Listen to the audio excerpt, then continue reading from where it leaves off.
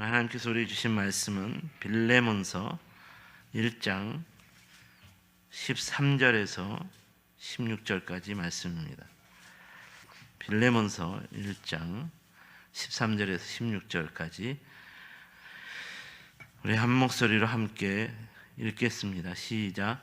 그를 내게 머물러 있게 하여 내 복음을 위하여 갇힌 중에서 내 대신 나를 섬기게 하고자 하나 다만 내 승낙이 없이는 내가 아무것도 하기를 원하지 아니하노니 이는 너의 선한 일이 억지같이 되지 아니하고 자의로 되게 하려 함이라. 아마 그가 잠시 떠나게 된 것은 너로 하여금 그를 영원히 두게 함이리니 이후로는 종과 같이 대하지 아니하고 종 이상으로 곧 사랑받는 형제로 둘 자라. 내게 특별히 그러하거든 하물며 육신과 주 안에서 상관된 내게랴. 아멘. 오늘은 성숙한 성도의 교제라는 제목으로 말씀을 묵상하겠습니다. 제가 이 말씀을 묵상하면서 이 말씀에서 우리에게 성도의 교제가 좀 성숙해야 된다라는 것을 계속 강하게 우리에게 전하고 있다는 생각이 들었습니다. 먼저 우리는 바울의 삶이 어떤 삶이었는가를 생각해 보아야겠습니다. 바울은 일평생 예수 그리스도의 복음을 전파하는 전도자였습니다. 오늘날로 이야기하자면 그리스도의 복음을 전파하기 위해 민족과 열방으로 나아가는 해외 선교사였다는 말입니다. 해외 선교사로 사역하는 바울이 로마의 감옥에 갇히게 되었을 때 오네시모라는 죄수를 만나서 예수 복음을 전파하게 되었고, 이로 인하여 오네시모가 예수님을 믿고 영접하게 되었습니다. 감옥에서 예수님을 영접하게 된 오네시모는 바울이 전하는 복음과 하나님 나라에 대한 가르침을 잘 배웠기 때문에 성숙한 그리스도인으로 성장할 수 있게 되었습니다. 이렇게 성숙한 그리스도인으로 성장하게 된 오네시모가 이제 감옥에서 석방될 때 바울은 오네시모를 자기가 개척한 골로새 교회를 위한 복음의 일꾼으로 되돌려 보냈습니다. 그리고 이전부터 골로새 교회를 잘 섬기고 있던 일꾼으로 빌레몬이라는 사람을 알고 있었습니다. 빌레몬에게 오네시모를 교회를 함께 세워가는 동역자로 소개시킨 것입니다. 그런데 골로새 교회를 섬기고 있던 빌레몬과 바울의 소개로 골로새 교회의 동역자로 보냄을 받게 된 오네시모와의 이 관계는 예수님을 믿기 이전에 주인과 또 도망친 노예로서의 관계였다는 것입니다. 이런 오네시모와 빌레몬 사이의 관계에서 달라진 것이 있었다면, 이전과 달라진 것이 있다면 예수 그리스도를 구주로 영접하게 되었다는 것입니다. 오네시모는 감옥에서 바울이 전하는 복음을 영접해 예수님을 믿게 되었고, 빌레몬은 골로새 교회를 통해서 예수님을 영접하고 믿게 되었습니다. 예수 그리스도의 복음은 모든 죄인을 용서해주고 모든 죄인과 화해를 시켜주는 복음입니다. 그러므로 오네시모와 빌레몬은 이런 화해의 복음 안에서 온전히 하나가 될 수 있었고 교회를 위한 동역자로 만날 수 있게 되었다는 것입니다. 바로 이런 차원에서 오늘 본문은 그리스도 안에서 하나가 된 동역자로 만나게 될 오네시모와 빌레몬의 관계가 더욱 성숙한 성도의 교제를 이루어야 한다는 것을 도전합니다. 그렇다면 이렇게 성숙한 성도의 교제는 구체적으로 어떻게 이루어지는 것일까요? 오늘 본문에서 우리가 그 첫 번째로 찾을 수 있는 교훈은 서로를 향한 선한 일을 도모할 수 있어야 한다는 것입니다. 이에 대한 교훈을 위해서 본문 14절을 보시면 좋겠습니다. 다만 내 승낙이 없이는 내가 아무것도 하기를 원하지 아니하노니 이는 너의 선한 일이 억지같이 되지 아니하고 자의로 되게 하려 함이라. 이 말씀에는 바울의 교회 공동체에 대한, 성도 공동체에 대한 바울의 이 철학이 담겨져 있습니다. 바울은 교회 공동체라면, 성도 공동체라면 이 성도의 교제가 서로를 향한 선한 일을 이루는 삶이어야 한다는 것을 도전하고 있습니다. 그래서 바울은 복음을 전파하다가 감옥에 갇힌 신세가 되었는데, 하지만 바울이 이렇게 감옥에 갇히는 신세가 되었다고 해서 성숙한 성도의 교제를 이루는 선한 일을 하지 못하는 삶은 아니었다는 것입니다. 바울은 감옥에서도, 그러므로 그리스도의 복음을 전파하고 감옥에서도 연약한 자, 가난한 자를 돌아보는, 소외된 자를 돌아보는, 그리스도 안에서 선한 일들을 힘쓰는 사람이었다는 것입니다. 바울이 단지 그리스도의 복음만을 전파했기 때문에 그리스도의 복음에 힘이 있고 권세가 있어서 그 복음을 믿고 영접한 것일까요? 그렇지 않습니다. 바울이 항상 선한 일을 도모하는 사람이었기 때문에 그렇습니다. 바울은 감옥에서 예수님을 믿게 된 사람들과 그러므로 성숙한 성도의 교제를 이룰 수 있었습니다. 바울을 만나는 사람마다 성숙한 그리스도인이 될 수 있었습니다. 바로 이런 차원에서 오늘 본문에서도 바울은 또다시 강조하고 있는 것입니다. 비록 감옥에 갇힌 신세가 되었지만 바울과 함께 예수 복음을 믿는 자들이 있었고, 이런 일이 일어날 수 있었던 것은 우리 서로 섬겨주고 서로를 위한 선한 일을 자원하는 교제가 끊어지지 않고 계속되었기 때문이라는 것입니다. 그러므로 이렇게 선한 일을 도모하는 것으로서 오네시모가 성숙한 그리스도인으로 성장했다는 것입니다. 그러니까 이런 성도의 교제가 오늘 오네시모를 보내면서 빌레몬에게도 이런 교제를, 성숙한 교제가 이루어질 것을 기대하며 도전하게 되었다는 것입니다. 바울이 감옥에서 선한 일을 도모한 성도의 교제가 온전히 이루어질 수 있었다면 오네시모가 만나게 될 골로새 교회 가운데서도 이렇게 서로를 향한 선한 일을 함께 도모할 수 있는 성도의 교제가 이루어질 수 있어야 한다라고 믿었습니다. 서로를 향한 선한 일을 도모하려면 내가 먼저 선한 일이 무엇인가를 내가 먼저 보여줄 수 있어야 합니다. 선한 일을 도모하는 것은 억지로 누군가의 강요에 의해서 이루어질 수 있는 것이 아닙니다. 그래서 억지로 되는 일이 아니라고 말합니다. 자의로 해야 하는 일이라고 말합니다. 그러므로 다른 사람이 선한 일을 하느냐가 중요한 것이 아니라 내가 먼저 선한 일을 힘써야 한다는 말입니다. 그러므로 그리스도의 사랑과 용서를 깨닫고 믿은 성도라면 내가 먼저 항상 선한 일을 보여주는 사람이 되어야 한다는 것입니다. 제가 지난 주일에도 이런 차원에서 봉사자에 대해서 말씀을 드렸습니다. 세상이 왜 이렇게 어둡고 악한 세상이 되었는가? 우리가 이런 질문을 던지기 전에 먼저 우리가 그 세상에, 악한 세상에 선을 행하는 사람으로, 어두운 세상에 빛을 비추는 사람으로 우리가 부름받은 사람들인데, 그런 우리가 세상을 향해 선을 행하지 않기 때문에, 빛을 비추지 않기 때문에 우리가 사는 세상이 이렇게 어둡고 악한 세상이 되었다는 것입니다. 우리가 기억해야 하는 것은 어둠과 악은 결단코 빛과 선을 이길 수 없습니다. 오늘 바울은 이런 차원에서 오네시모에게도, 그리고 빌레몬에게도 너희가 서로를 향해 내가 먼저 선한 일을 보여주고자 하는 선한 일에 힘쓰는 주인공이 되어야 한다고 도전합니다. 이 선한 일을 위해서 억지로 하지 말고 자의로 해야 한다라고 도전합니다.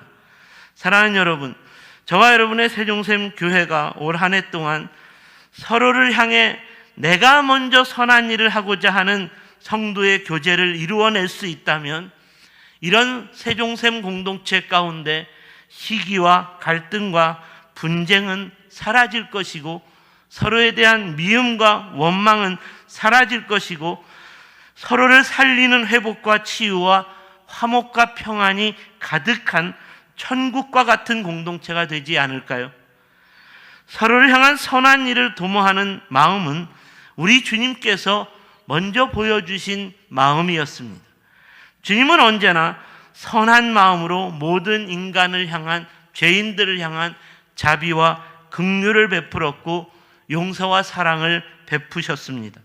그러므로 마지막 십자가의 고난과 죽음의 자리로 나아갈 수 있었습니다. 주님 안에서는 어떤 원망과 시비와 불평과 갈등도 없었습니다.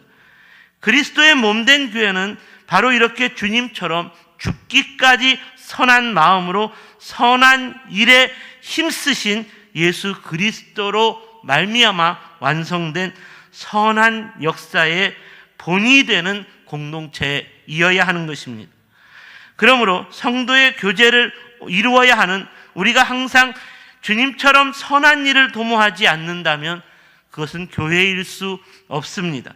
그리스도의 몸된 교회 안에서 성숙한 성도의 교제를 이루는 선한 일은 우리 주님처럼, 그리고 바울처럼 죽기까지 우리가 이루어 가야 하는 우리 모두의 삶이라는 것을 잊지 마시기를 주님의 이름으로 축원합니다.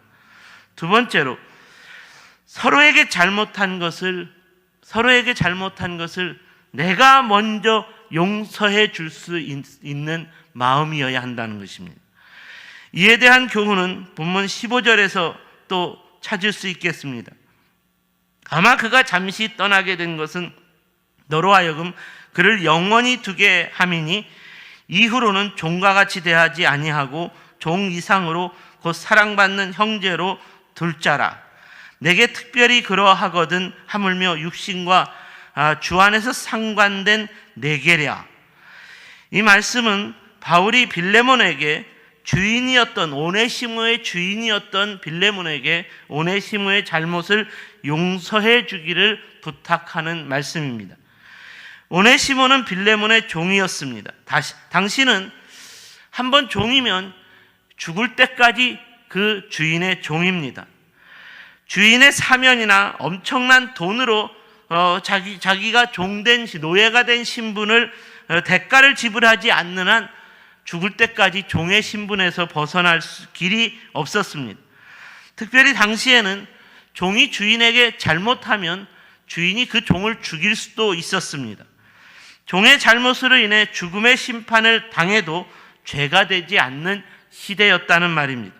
이런 시대 가운데 종의 잘못에 대해 대가를 치르게 하지 않는 것도 주인으로서의 권위를 잃어버린, 그러므로 종을 잘못 가르치는 그런 잘못된 태도였습니다.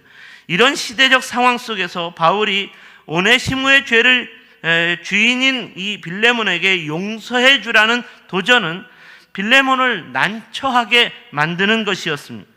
그럼에도 불구하고 바울은 오네시모가 죄를 범하여 주인에게서 도망치게 된 것도, 오네시모가 죄를 범하여 감옥에 갇히게 된 것도, 예수님을 믿게 된 오네시모가 빌레몬에게 다시 돌아가게 되는 것도 다 영원하신 하나님의 섭리와 계획 가운데 있었다는 것을 말합니다.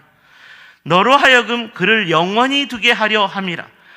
우리 주님께서 우리의 죄를 용서하여 주신 사건은 저와 여러분으로 하여금 주님과 함께 영원한 의인으로 살게 하는 구원의 역사가 이루어진 것입니다. 그러니까 이런 구원의 역사를 믿는 사람이라면 동일하게 성도의 교제 가운데에서도 모든 죄를 용서해 주는 것으로서 영원토록 주님 안에서의 사랑의 교제를 이룰 수 있어야 한다는 말입니다. 저와 여러분이 성도라고 하면서 형제와 자매의 죄를 용서해 주는 것에 인색하다면 이는 온전한 성도의 삶일 수 없습니다. 우리 주님께서 용서에 대하여 말씀하실 때 성도인 제자들에게, 그리고 성도인 우리들에게 용서에 대하여 말씀하실 때 너희는 7번씩 70번이라도 용서하라고 말씀하셨습니다. 사랑하는 여러분, 여러분의 형제 자매 가운데, 그리고 여러분의 이웃과의 관계 속에서 여러분에게 잘못을 범하여 여러분이 용서해 주어야 할 일이 490번이나 7번씩 70번, 490번이라는 숫자적 계산만큼 과연 그렇게 많은 일이, 많은 용서를 해주어야 할 일들이 일어난 사람이 있습니까? 이 정도가 된다면 일평생 아마 이런 정도의 죄를 범하고 용서해 줄 사람을 찾기가 힘들 것입니다. 그렇다면 누군가를 용서해 주어야 할 일에 대하여 오늘 주님이 490번이라는 숫자를 7번씩 70번이라고 표현하고 있는 것은, 이것은 영적인 의미로 우리가 해석해 보아야 하는데, 영원한 수를 의미하는 것으로서 완전수인 7로서 완전수의 10배가 되는 숫자를 곱하는 것으로서 우리로 하여금 너희가 일평생, 아니 너희가 영원토록 죄를 용서해 주는 자로서의 삶을 살아야 한다라고 도전하고 있는 것입니다. 바로 이런 차원에서 오늘 빌레몬에게 오네시모가 잘못한 죄에 대한 강도나 횟수가 아무리 많고 그것이 죽여야 할 만큼 큰 죄라 할지라도 빌레몬에게 용서해 주라는 것입니다. 그리스도 안에서 하나가 된 성도라면 용서의 교제로서 영원토록 하나가 되기 위해 죄를 끊임없이 그리고 영원토록 용서해 주어야 한다는 것입니다. 형제들이 잘못한 엄청난 죄에 대하여 한 번에 다 용서하는 삶의 본을 보여준 구약의 사람 요셉을 떠올려 봅시다. 요셉의 형들의 잘못은 너무나 오랜 동안 요셉의 삶을 수렁에 빠뜨렸습니다. 형들의 죄 때문에 노예로 팔리고 감옥에 갇혔습니다. 죄의 강도로 따진다면 이 죄는 도무지 용서받지 못할 죄입니다. 너무나 오랜 시간 동안 요셉으로 하여금 고통스러운 시간을 보내야 했기 때문에 용서받을 수 없는 죄였다는 것입니다. 아마 오늘날 같으면 내가 당한 만큼 보복을 하면서 살아야 한다라고, 내가 당한 만큼 너희도 그렇게 당해야 한다라고 이렇게 주장해도 당연하다라고 생각할 것입니다. 저 같아도 그랬을 것 같습니다. 형님들, 당신들도 내가 당한 고통만큼 고통을 당하며 살아보십시오. 그래야 마땅한 거 아닙니까?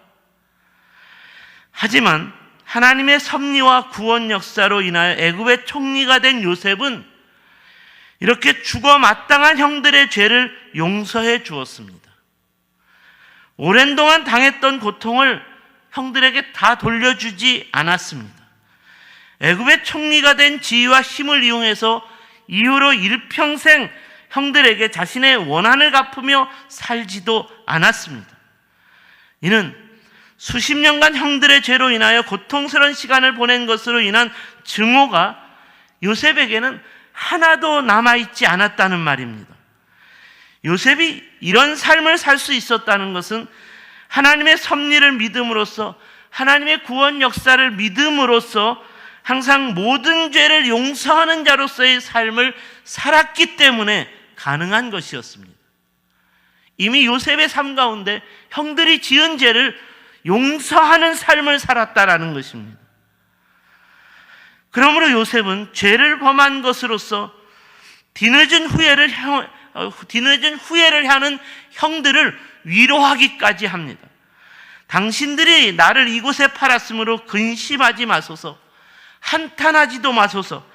하나님이 생명을 구원하시려고 나를 당신들 앞서 이곳에 보내었나이다. 요셉은 오로지 하나님의 구원 섭리를 믿는 요셉의 삶이었기 때문에 날마다 모든 죄를 용서하는 삶이었습니다. 그러므로 그 죄에 대한, 형들의 죄에 대한 원한이 남아있지 않았다는 것입니다. 사랑하는 여러분, 오늘 여러분은 진정으로 예수 그리스도의 구원을 믿으십니까? 매일매일 여러분의 삶을 인도하시고 구원해 주시는 하나님이 우리의 구원자이시고 주님이 우리의 목자인 것을 믿으십니까? 그렇다면 저와 여러분의 삶에서 주님처럼 우리에게 죄를 범한 사람을 우리가 먼저 용서하는 자로서의 삶을 매일매일 살아가십시오. 성도의 교제 안에서 용서하는 삶은 끊어지지 않는 삶이어야 합니다. 우리의 삶에 용서하지 못하는 상처와 원한을 품어서는 안 된다는 것입니다. 오늘 이후로 내가 먼저 용서해 주는 삶으로 인하여, 그러므로 내가 먼저 용서해 주는 삶으로 인하여 우리의 가정과 교회와 그리고 여러분과의 만남 속에서 여러분이 만나는 모든 만남 속에서 주님의 사랑과 자비와 긍휼의 교제가 흘러 넘쳐나기를 주님의 이름으로 축원합니다. 기도하겠습니다.